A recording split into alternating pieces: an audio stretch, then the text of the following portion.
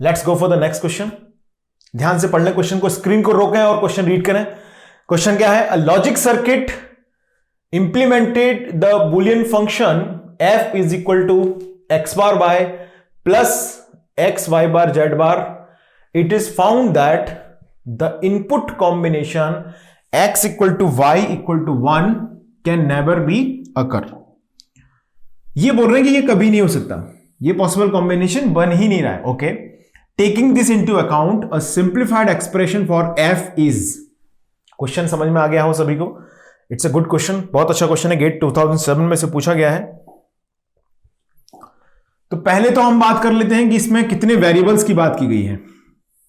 कितने वेरिएबल्स की बात की, जरा देख के बताएं। उसमें 3 वेरिएबल्स की बात की है, एक्स वाई जेड 3 वेरिएबल्स आ दिया। यानी कि जो फंक्शन हमारे पास दिया गया है capital F, that capital F is a function of 3 variable. कौन कौन से? एफ फंक्शन है किसका? एक्स का, वाई का एंड जेड का। ओके, एक्स वाई जेड 3 का फंक्शन है, इतनी बात हमको समझ में आ गई। अब इन 3 के फंक्शन में बोला क्या है इन्होंने? कि इन्होंने बोला कि सर्किट इंप्लीमेंट किया तो बुलियन फंक्शन आया x bar Y plus x Y bar Z bar, ये फंक्शन आया। और बोला कि x equal to y equal to 1 जो फंक्शन है वो कभी इसमें आकर नहीं हो सकता। क्या मैं हमारे पास जो फंक्शन दिया गया है, x bar Y plus x Y bar Z बार, क्या मैं इसको कैनोनिकल फॉर्म में लेके आ सकता हूं? क्या यह पॉसिबल है? जल्दी से बोलें, क्या मैं इस फंक्शन को कैनोनिकल फॉर्म में ला सकता हूं? एफ एक्स वाई जेड हमें जो दिया गया है, this is X bar Y plus x Y bar Z bar. इसे सबसे पहले हम कन्वर्ट कर लेते हैं किसमें? कैनोनिकल फॉर्म में। अब मुझे आप लोगों को समझाना है सो दैट अगर प्रैक्टिस सफिशिएंट है तो हम डायरेक्टली इसको फिलअप कर सकते हैं इन द के map.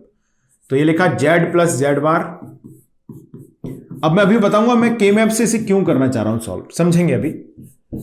X bar Y Z plus x bar Y Z बार plus x Y bar Z bar, ये हो गया। अब अगर हम यहां पर 0 1 1 0 1 0 1 0 0 इसका स्टैंडर्ड फॉर्म लिख सकते हैं, बिल्कुल लिख सकते हैं स्टैंडर्ड फॉर्म इसका। तो क्या आएगा स्टैंडर्ड फॉर्म, जरा बताएं। सिग्मा स्मॉल एम फंक्शन कितने का? 3 वेरिएबल का, f x y z. Sigma small m कितना आ गया यहां पर? 2 3 4। Okay, this is the function we are having. इतना क्लियर है सभी को?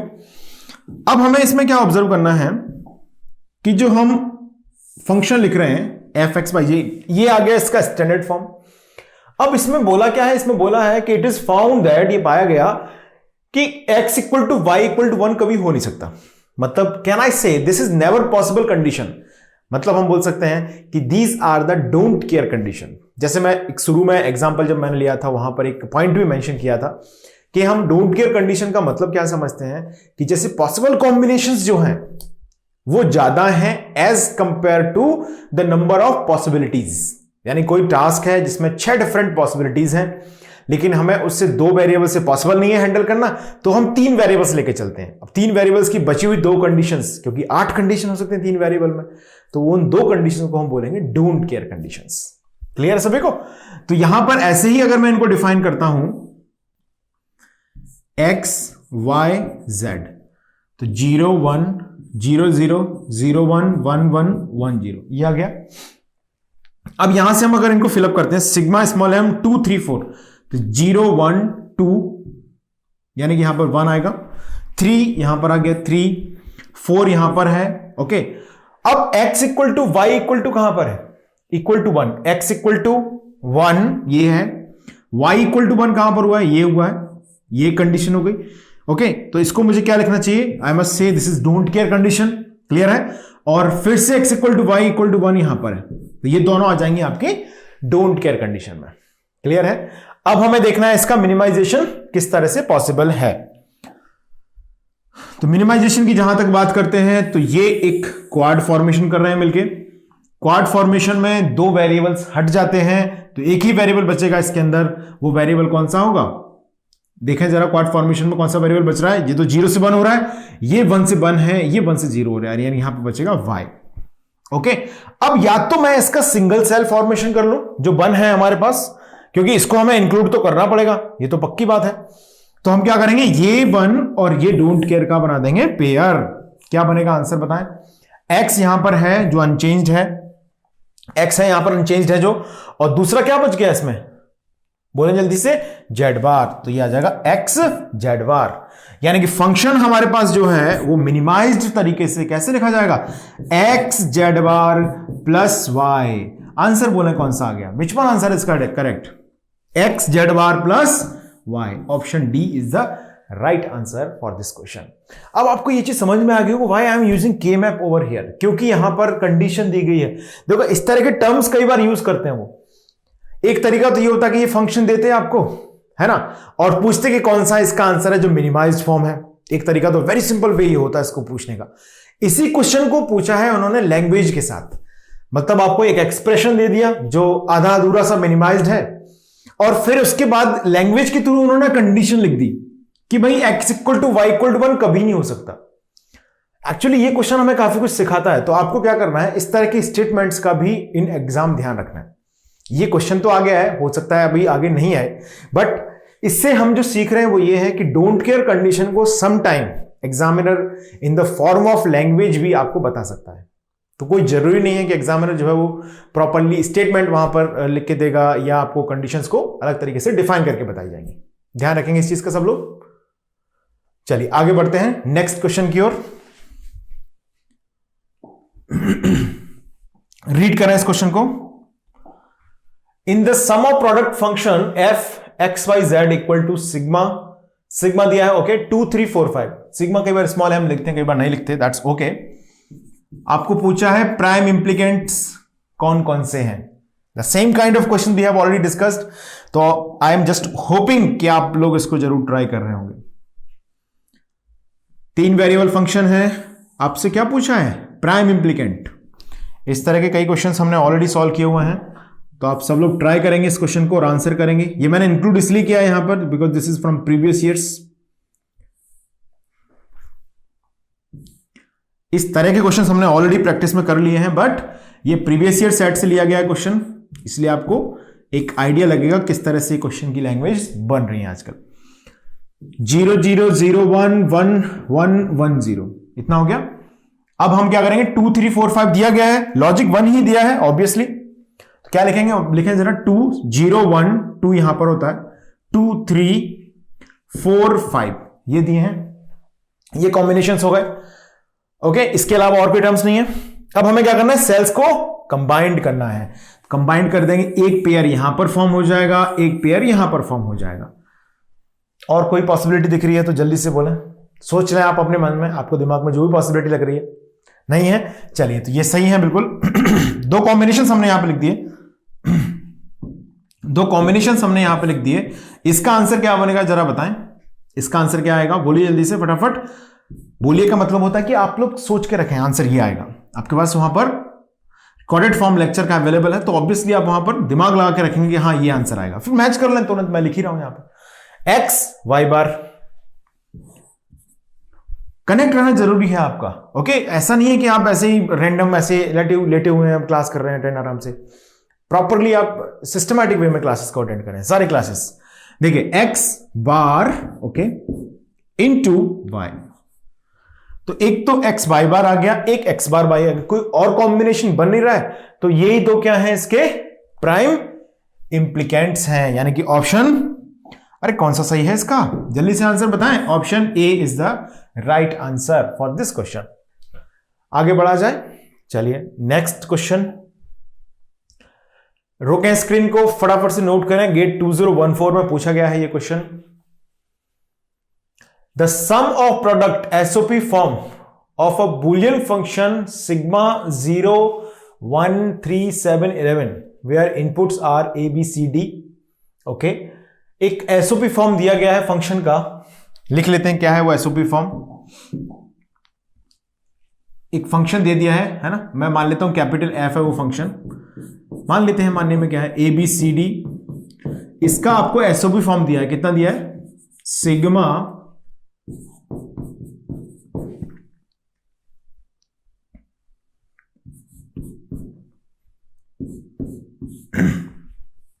ये एसओपी फॉर्म आपको दिया गया 0 1 3 7 11। क्लियर है?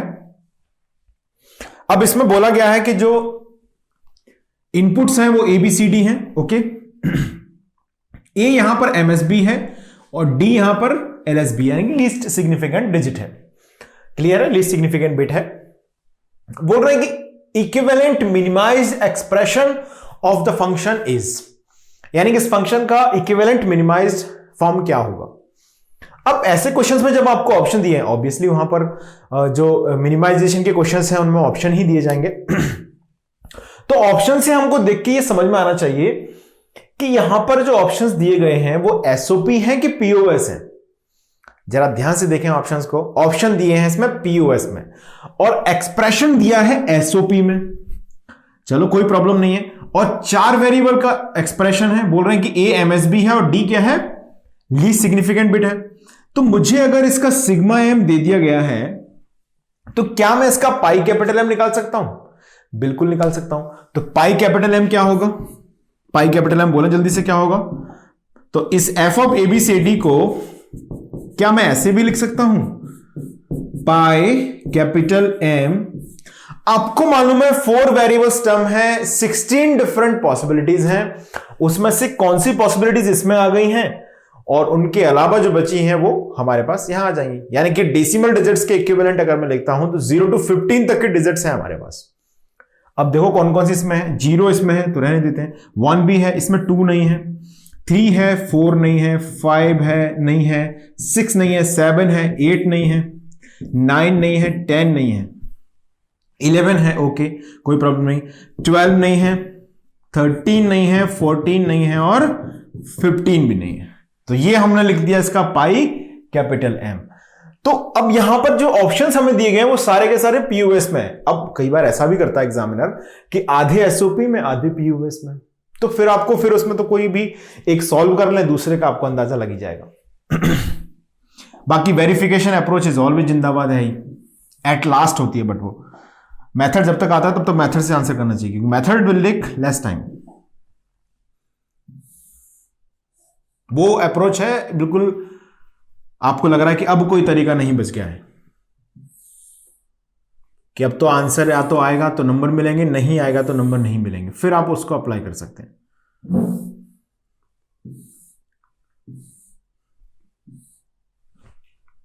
हिट एंड ट्रायल जिसको बोलते हैं हम लोग, ABCD। तो मैं यहां पर पाई कैपिटल एम के लिए ही इसे सॉल्व कर रहा हूं क्योंकि पीओएस फॉर्म दिया गया है ऑलरेडी, कोई प्रॉब्लम नहीं है। 0 0 0 1 1 1 1 0 0 0 0 1 1 1 1 0। जरा फिलअप कर देते हैं वैल्यूज को, 2 4 5 ऐसे गिनती रखो, 0 1 2 3, ओके 4 5 6 7 यहां पर होता है, 8 9 ये दिए गए है ना, 10 11 नहीं दिया, ओके 11 हो गया, 12 13 14 15। जितनी ज्यादा वैल्यूज दी गई हूं उतना आसान है सिंप्लीफाई करना, कॉमन सेंस की बात है। ओके चलिए अब हम जरा देखते हैं इसमें किस तरह के पेयर फॉर्मेशन हो सकते हैं। अभी आपने यहां तक नोट कर लिया है तो स्क्रीन को रोकें और पेयर फॉर्मेशन को सोच के रखें, फिर आप लोग मैच करना क्या आपके दिमाग में आया। अल्टीमेट पर्पस क्या है? सारे सेल्स कंबाइन होने चाहिए, ऑक्टेट से लेके क्वाड, क्वाड से लेके पेयर, पेयर से लेके सिंगल सेल। ये प्रायोरिटी ऑर्डर है। पहले ढूंढेंगे ऑक्टेट, नहीं मिला तो बनाएंगे क्वाड, नहीं मिला तो बना पेयर, पेयर में बना तो सिंगल सेल है। ओके तो मुझे नहीं दिख रहा है इसके अंदर कोई भी ऑक्टेट, ऑक्टेट नहीं है, लेकिन क्वाड तो बहुत सारे दिखना शुरू हो गए होंगे। एक क्वाड ये बन गया। वैल्यू बोलें जल्दी से इसकी, 0 0 लॉजिक के लिए लिखा है तो गलती मत करना, इसका वैल्यू होगा C बार प्लस D, क्योंकि ये लिखा है C equal to 1 D equal to 0, तो C बार प्लस D आ गया। ओके अब जरा दूसरा क्वाड बन सकता है क्या यहां पर? बिल्कुल बन सकता है, ये क्वाड बन गया। इसका वैल्यू बताएं क्या आएगा। अब उन्होंने कौन सा क्वाड इंक्लूड किया है ये भी मैटर करेगा, तो पहले मैंने ये लिख लिया है, ठीक है ना। तो क्या वैल्यू जरा बताएं इसकी। इसकी मैं यहां पर A बार है, एक तो A बार है दूसरा यहां पर सी है, तो ए बार प्लस सी इसका वैल्यू है। ओके, एक क्वाड फॉर्मेशन और हमें दिख रहा है यहां पर। क्या मैं ये वाला क्वाड बना सकता हूं? बिल्कुल सही है ये भी। क्या वैल्यू है इसकी जरा बताएं। इसकी वैल्यू कितनी हो जाएगी? बी बार, ये बी बार है, और दूसरा प्लस सी, बी बार प्लस सी इसकी वैल्यू हो गई। ओके, अब ये सेल बच गया। इस सेल के लिए क्या करें? एक क्वाड और फॉर्मेशन होता दिख रहा है क्या? बिल्कुल, आप ये वाला क्वाड भी तो बना ही सकते हैं, इसमें क्या कमी है? कोई कमी नहीं है, ये क्वाड भी सही है हमारा एकदम। क्या आंसर है इसका? ए बार प्लस बी बार, ये बन गया हमारा ए बार प्लस बी बार।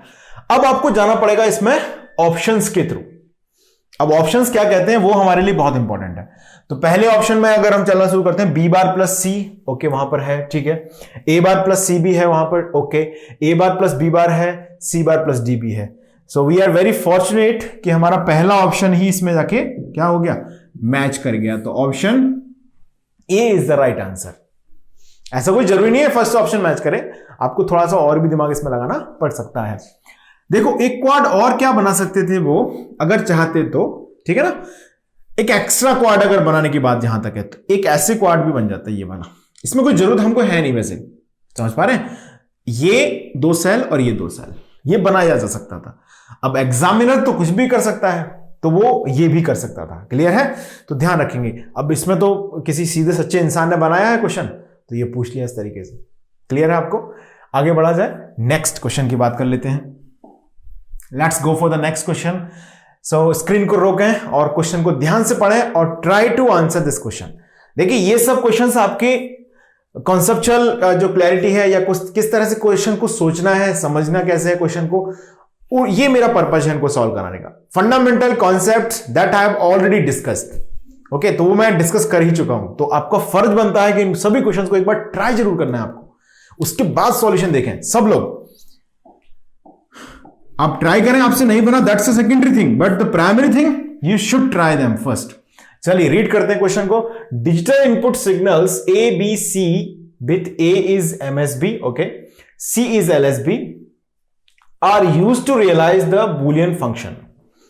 जैसे यहां पर बोला गया है कैपिटल एफ जो है वो एबीसीडी फंक्शन का है, इस तरह से कोई बूलियन फंक्शन है, कैपिटल एफ एबीसीडी फंक्शन है। ए को इन्होंने बोला है मोस्ट सिग्निफिकेंट बिट, कोई प्रॉब्लम नहीं है।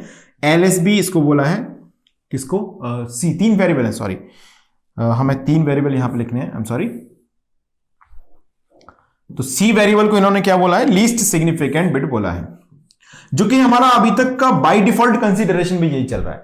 एफ ऑफ एबीसी में मैं ए को एमएसबी, सी को एलएसबी मान के चलता हूं।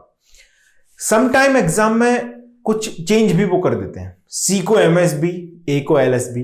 तो उस समय जब आप टेबल बना रहे हो, ट्रुथ टेबल, तो ध्यान रखना इस चीज का कि जब क्वेश्चन में ये दिया होता है तो क्वेश्चन को पूरे को ध्यान से पढ़ना बहुत जरूरी है, क्योंकि छोटा सा स्टेटमेंट है, वो लिख सकते हैं वहीं पर ही, सी एमएसबी मान लो, ए एलएसबी मान लो, पूरा क्वेश्चन का नजरिया चेंज हो जाएगा। ओके, तो आंसर आपका स्लिप हो सकता है, ध्यान रखें उस चीज का। ओके, सो ये क्वेश्चन दिया गया है, बूलियन फंक्शन को रियलाइज किया है इन्होंने, क्या लिखा है? M0 M2, गेट 2018 में पूछा गया था ये। M0 M2 शायद इंस्ट्रूमेंटेशन में, M0 M2 M3 M5 M7, ये आपको मिनटर्म्स देते हैं, है ना? क्या दिया है? मिनटर्म्स दिया है इन्होंने, बोला है ना where M denotes minterm. Okay, F has don't care condition for M1। F जो फंक्शन है उसमें डोंट केयर कंडीशन भी इन्होंने लिखी है, प्लस क्या लिखेंगे हम लोग? हम लिखेंगे plus sigma D of 1। M1 को डोंट केयर भी बोला है। अब आपसे पूछ रहे हैं कि सिंप्लीफाइड एक्सप्रेशन इसका क्या होगा। क्वेश्चन क्लियर है सभी को? समझ में आ गया है सवाल क्या है? सब लोग आंसर जरूर ट्राई करेंगे इसका एक बार। तो कैपिटल एफ एबीसी को मैं थोड़ा सा, हम जैसे अभी तक लिखते आ रहे हैं वैसे लिख देता हूं। सिग्मा स्मॉल एम क्या आ गया? 02357 plus sigma of the D कितना दिया है? 1। ये हो गया। अब हम यहां पर क्या करेंगे? इसका के मैप बनाएंगे। सिंप्लीफाई करने को बोला है इन्होंने, डोंट केयर दिया है, ओके, कोई प्रॉब्लम नहीं डोंट केयर से। 3 वेरिएबल का के मैप बनाएंगे आप। Let's see.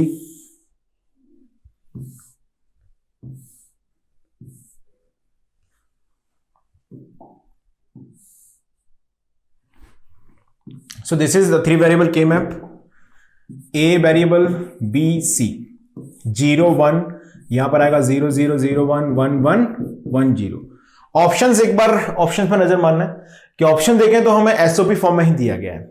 चलो अच्छी बात है, ऑप्शन ए एसओपी में है तो डायरेक्टली इसको सॉल्व कर सकते हैं। अगर पीओएस में दिए होते तो कन्वर्ट कर लेते पीओएस में, कोई बड़ी बात नहीं थी। चलिए 0 2 0 यानी कि यहां पर आएगा 1 1 पर क्या दिया है, डोंट केयर, 1 पर डोंट केयर लिख दिया। 0 1 2 3, ओके 0 1 2 3 क्या दिया आगे, 4 5 दिया है, 1 6 कुछ नहीं है, 7 बन दिया। ये बन गया हमारे पास के मैप का रिप्रेजेंटेशन। अब इस रिप्रेजेंटेशन से हमको क्या करना है, मिनिमाइजेशन करना है। प्रायोरिटी ऑर्डर हमारा वही है, क्या करेंगे, क्वाड बनाएंगे, क्वाड नहीं बना तो पेयर बनाएंगे, या फिर ऑक्टेट बन सकता है तो वो। तो ऑक्टेट सबसे पहले ढूंढते हैं, लेकिन नहीं मिलता है तो क्या ढूंढते हैं फिर। चलिए तो पेयर बनाया हमने यहां पर, ये क्वाड बन जाएगा, है ना, सॉरी पेयर नहीं बनाएंगे, क्वाड बन जाएगा ऑब्वियसली। क्वाड की वैल्यू क्या लिखेंगे जरा बताएं। सी, बिल्कुल सही है। ये एबीसी है, एक्स वाई जेड है, एबीसी है, ठीक है, ओके। ये इसकी वैल्यू क्या आ जाएगी, क्वाड की सी आ जाएगी। और कोई क्वाड आपके दिमाग में आ रहा है क्या, सोच लिया है तो मैच करें, क्या आपने सोचा है। मैं लिख रहा हूं ये क्वाड सही है, this quad is also correct. आपका भी ये आंसर है क्या, this is a bar. Then our final answer will be, शुरुआत में जब प्रैक्टिस थोड़ी कम होती है उस समय हम कई बार एसओपी पीओस लिखने में गड़बड़ कर देते हैं, तो जरा थोड़ा सा ध्यान रखना। अगर आपकी प्रैक्टिस सफिशिएंट है देन इट इज ओके, लेकिन इनिशियल में कई बार सी को 0 1 0 इसमें कई बार दिमाग घूम जाता है, तो थोड़ी सी चांसेस हो जाते हैं गलत होने के। लेकिन एग्जाम में देखो इतनी प्रैक्टिस करके आप जाएंगे ऑलरेडी। तो ऑप्शन बी यहां पर क्या आ गया हमारा, बिल्कुल करेक्ट आंसर है। ऑप्शन बी जिनका आंसर आया था उनका आंसर बिल्कुल सही है। चलिए आगे बढ़े नेक्स्ट क्वेश्चन की ओर। चलिए रीड कर लें इस क्वेश्चन को। The number of product terms in the minimised SOP expression obtained through the following के मैप इज। ओके, क्या पूछा है, number of product term in the minimized SOP expression obtained through this following K-map is, where D denotes don't care condition।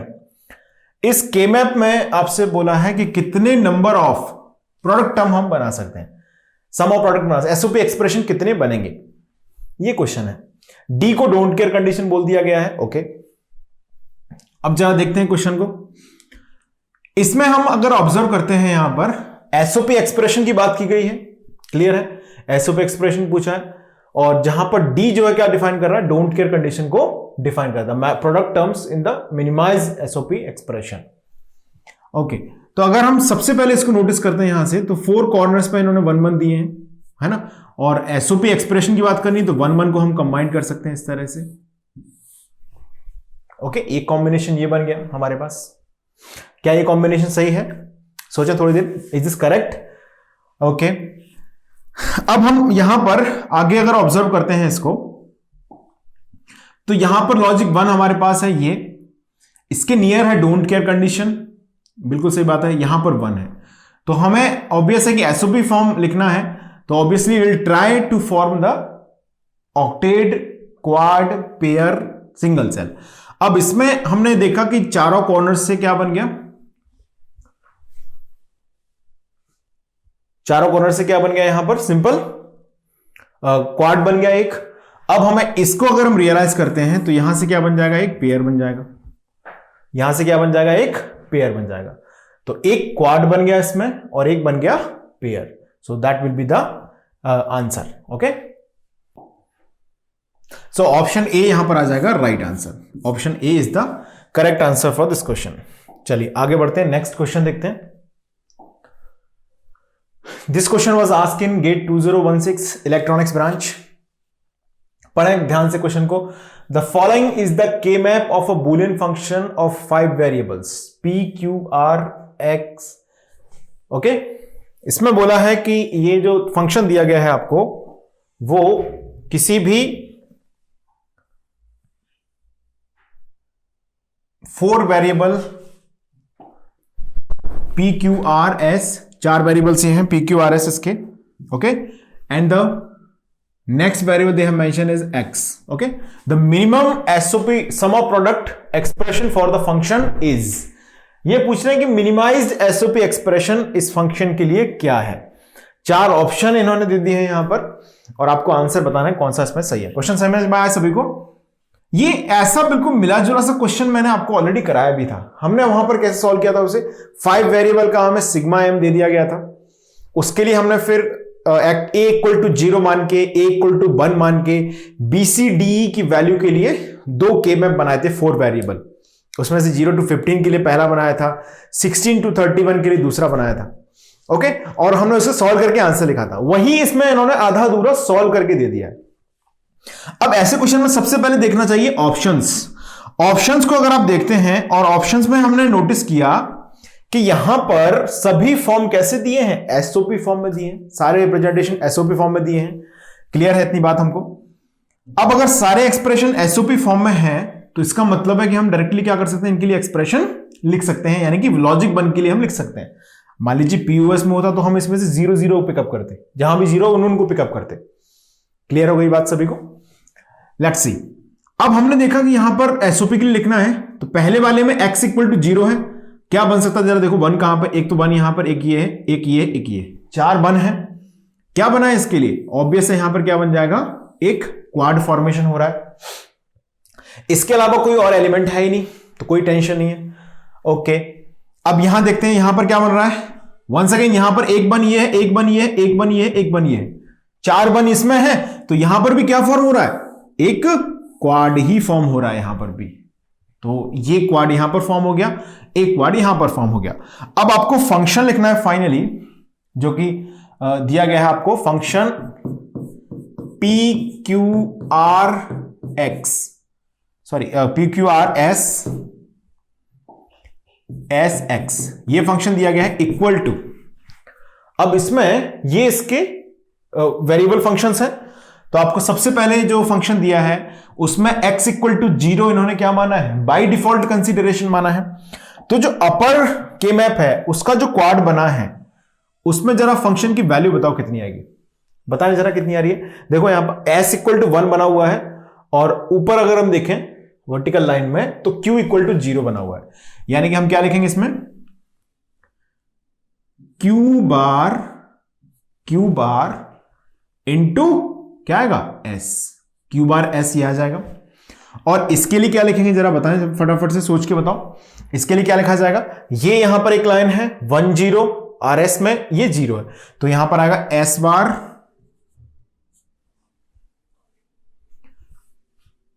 आ गया। और यहां पर दूसरा element क्या है, अगर हम यहां से पहले एलिमेंट को देखें तो ये आएगा क्या, q into S bar, okay. और इसमें एलिमेंट क्या आया था हमारे पास, आई थिंक ये आर एस पी क्यू दिया गया है, तो I must be take care of it.